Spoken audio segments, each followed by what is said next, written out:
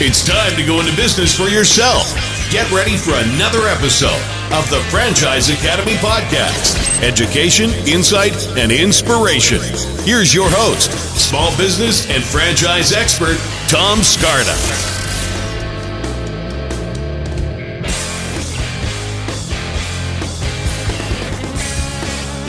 Hello, this is Tom Scarda from the Franchise Academy, and I'm doing a quick little webinar today about franchising 101. And hello, it's sort of about Tom Scarda, everything about you wanted to know in regard to franchising.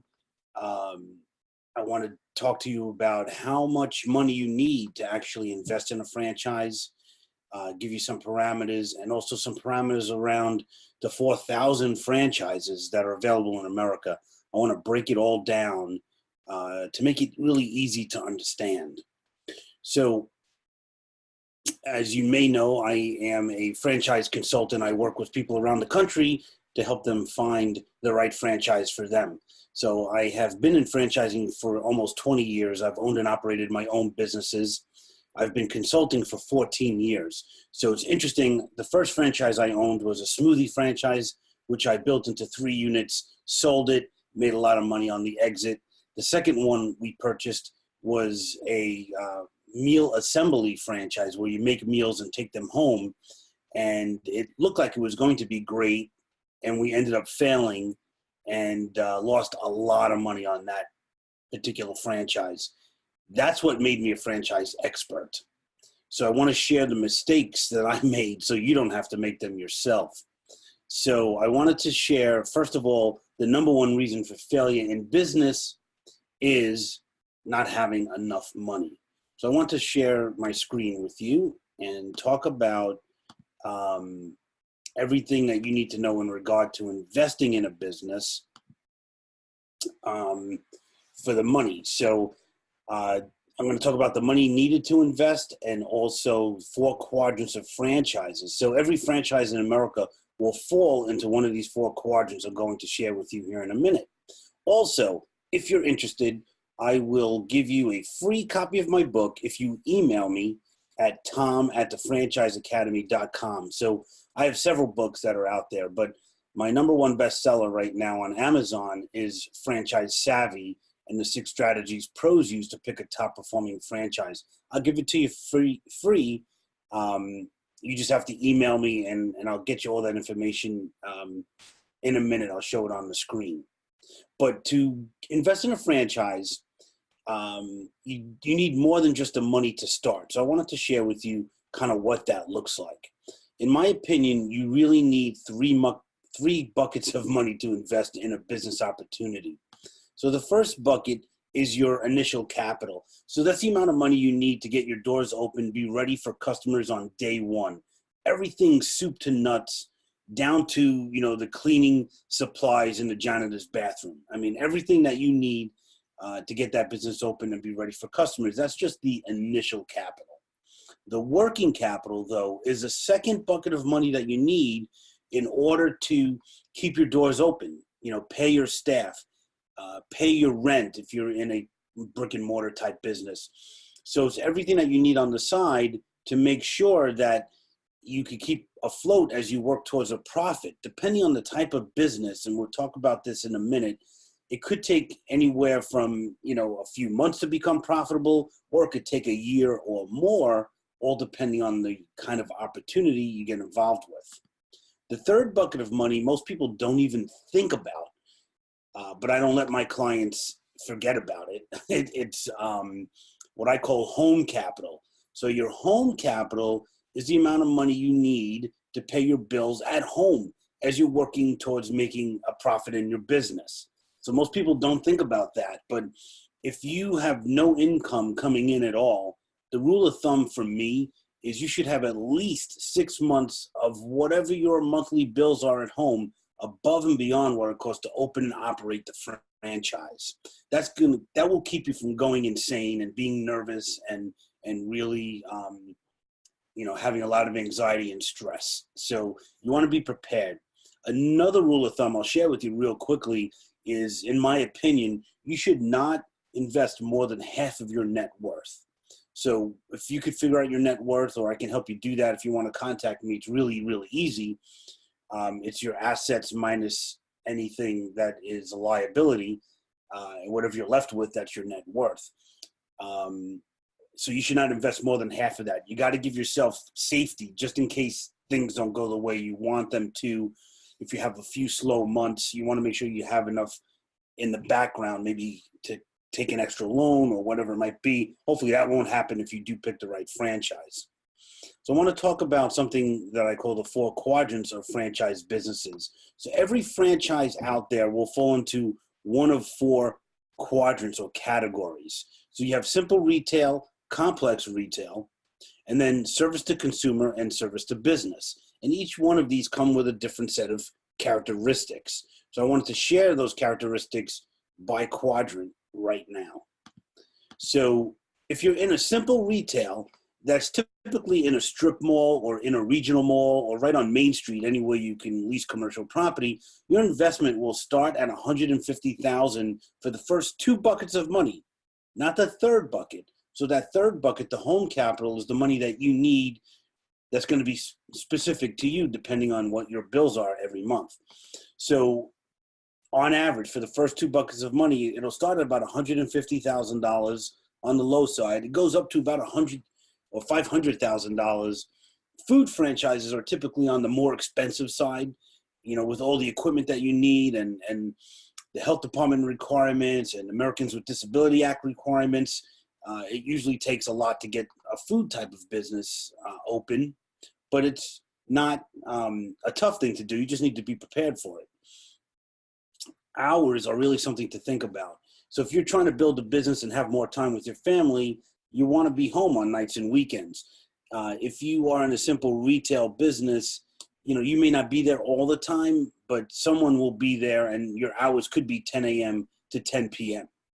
Staffing, you could have 3 to 10 people working for you. That's kind of the low side in regard to business. So it's a minimum amount of staff because it is kind of a simple operation. That's why I call it simple, a simple retail. And it'll take about 6 months to get your doors open. So what I mean by that is in a franchise, it's all in retail. It's all about location, location, location. So a great franchise company will make sure that you're in a really good spot. So they're going to do all sorts of studies and make sure that it is a really viable and the best possible situation you could be in regard to the real estate. So once you do, you'll identify locations and you have to do permitting, then interior construction. By the time you get everything said and done, it could be 6 months from the time you sign your franchise agreement to the time you see your first customer come in the door. The next opportunity that you could look at is something I call complex retail. So complex retail, the investment will start at $500,000 and go up to about $2 million. So this is usually large footprint type businesses, the big kind of food names that McDonald's and Taco Bell, KFC, things like that. They will start, like a $500,000 investment. If you're building from the ground up, a lot of times you'll literally pour the foundation and build the building from scratch, own the land. Now you're looking more like a 1.5 million to get that going for obvious reasons. So your location is a standalone location for the most part. And it doesn't necessarily have to be in food. It's anything that's a large footprint. It could be like an Aaron's Rental Center or Ace Hardware, something like that. Your hours could be 10 a.m. to midnight. Again, it depends on the franchise, but the operation is a long operation, usually 7 days a week. Even when you're not open, there might be people in the building cleaning or prepping or whatever needs to be done. Staffing, you'd have 30 to 60 people working for you in a large operation like that. And your ramp up could take 6 to 12 months, sometimes even longer. Again, if you're literally building, digging up the ground and pouring concrete for a foundation, it could take quite a while. And, it's kind of the larger business conglomerates that will buy these kind of outfits. it's usually not just a single family guy like me that would come and open up, a huge, $1.5 million business. And it's not because, you can't or I can't, but they're really looking for people that have multiple unit ownership experience. So even if you have worked in, KFC as a kid, going to school doesn't mean that you have the ability to own one and manage a kind of business like that. So they're very careful about who they'll award a franchise to. But that's some of the big names out there in franchising, those big, what I call complex retail businesses. Your service to consumer businesses are interesting. So these businesses, as an investment for the first 2 buckets of money, will start at about $60,000 and go as high as about $150,000. Now, these things are not kind of, in your face all the time. These are businesses that could be operated out of a home office or an executive office. It might even be like a warehouse with an office, and the type of service will dictate the kind of location that you'll have. But it's an inexpensive type of investment compared to business, overall. Your hours are, more like an 8 to 6 Monday through Friday. There could be some Saturday hours. Again, it's a simple operation for the most part. And you could have 0 to 10 people working for you in one of these type of service to consumer businesses. You could, there's a caveat, there could be as many as 30 or 40 people working for you over time if it's the kind of business where you're dispatching folks out to perform a service at someone's home or office. And you could be in a business like this really quickly because there is no real estate acquisition. So once you figure out what franchise is the one you want in this service arena, you sign your franchise agreement, you go to training. Training is usually about a week, and you come back from training and you're in business. You don't have to worry about renting out stores and leases and all of that kind of stuff. You hit the ground running. So these kind of businesses will ramp up quickly, and they'll get to a profit usually quicker than a larger investment business for obvious reasons. Less overhead means possibly quicker profit, but you have to really investigate each of the franchises individually that you're looking at. And my advice, having done this myself several times and coaching, over 1,500 people over the past, 14 years doing this, never take what anyone says about the franchise for gospel. No matter what I would say to someone about a franchise or what the franchise company says about themselves, take that with a grain of salt, and then you're going to validate it with the franchise owners in the field. They will give you the good, bad, and ugly of what's happening with that franchise. That's where you're going to get your best information. It's the most important thing you could do. Matter of fact, if you are investigating a franchise, you should contact me because I have a little sheet of 39 questions you should ask franchise owners when you do these validation phone calls. So keep that in mind and reach out. No problem. I'd be happy to hear from you. The last quadrant is service to business. So this is kind of a B2B thing where you're servicing other businesses, and the investment is rather low also. Again, $60,000 to $150,000 to get in the business for the most part. Your location could be a home office. It could be an executive office. Again, warehouse with an office. Your hours are, really what I call family-friendly hours. Usually it's 9 to 5, Monday through Friday. No nights, no weekends, no holidays, because essentially you're dealing with other business owners during the day. So it kind of makes sense if you're really trying to get more time in your life. Staffing is limited, usually, 0 to 10 people. Again, the service will dictate it. The nice thing about the service businesses in general is that there's no ceiling to how big you could grow the business. Like if you think about something where you're selling a product out of a store, whether it's a sandwich or anything else, if you have a line, out the door and down the block and around the corner, 24 hours a day, 7 days a week, you can only sell so much product. But in a service business, there's really no ceiling. Is if you could get that market penetration, you just add more staff, you get more trucks or, more equipment, whatever you need to service your customers. But really not more than that is needed. So that's interesting when you think about that. Just a little bit of an insight that I have gleaned over the years of looking at franchises. So again, in a service business, ramp up is quick. You could be in a business in 45 days, from the time you engage the franchise company. So interesting. So again, the 4 quadrants are pretty clear in my mind. Every franchise will fall into one of these 4 quadrants. The thing to think about is in the top 2 quadrants, when you have retail, you have a store, and people come to you. But in the bottom 2, in the service businesses, the staff or you actually go out to the customer.